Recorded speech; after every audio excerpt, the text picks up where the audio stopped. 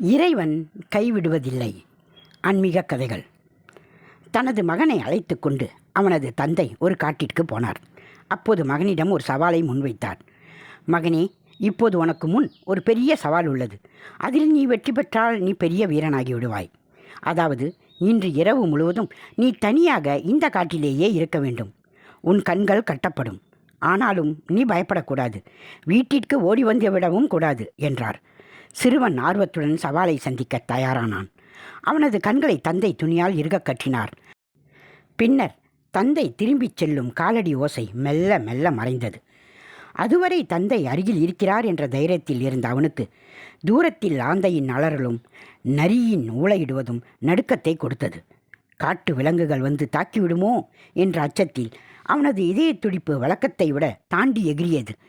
மரங்கள் பேயாட்டம் ஆடின. மழை வேறு தூரத் தொடங்கியது. கடுங்குளிர் ஊசியாய் உடலை துளைத்தது.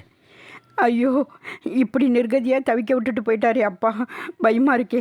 யாராவது வந்து என்னை காப்பாற்றுங்களேன் என்று காப்பாற்றுங்களேன் என்று பலமுறை கத்தி பார்த்தான். பயனில்லை. சிறிது நேரத்தில் இனி கத்தி பயனில்லை என்பது அவனுக்கு புரிந்தது. திடீரென்று அவனுக்குள் ஒரு துணிச்சல். என்னதான் நடக்கும் பார்ப்போமே என்று சுற்றுப்புறத்தில் கேட்கும் ஓசைகளை ஆர்வத்துடன் கவனிக்கத் தொடங்கினான். இப்படியே இரவு கழிந்தது. விடியற்காலையில் லேசாக கண்ணயர்ந்தான். சூரியன் உடம்பை சுட்டபோதுதான் கண்கட்டை திறந்து பார்த்தான். கண்களை கசக்கிக் கொண்டு எதிரே பார்த்தபோது அவனுக்கு ஒரே ஆச்சரியம், ஆனந்தம், அழுகையே வந்துவிட்டது. அப்பா என்று கூவியபடி அருகில் அமர்ந்திருந்த தன் தந்தையை பாய்ந்து தழுவிக்கொண்டான். அப்பா, நீங்கள் எப்போ இங்கே வந்தீங்க என்று ஆவலாக கேட்டான். சோர்வும் மகிழ்ச்சியும் கொண்டிருந்த அந்த தந்தை, நான் எப்போ மகனே உன்னை விட்டு போனேன் என்றார்.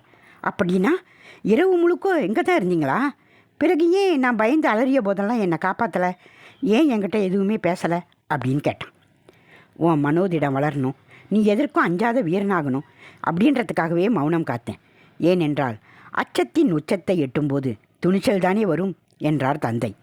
மகனுக்கு தந்தையின் நோக்கம் புரிந்தது. கடவுளும் அந்த தந்தையைப் போலத்தான் நம்மோடு இருக்கிறார்.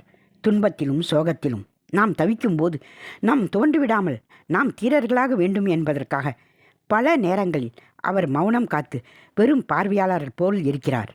இறைவன் எப்போதும் நம்மை கைவிடுவதில்லை. அவரை நாம் நம்பாது விட்டாலும் அவர் எம்முடனேயே எப்போதும் இருப்பார். ஏனெனில் அவரே உமது தந்தை.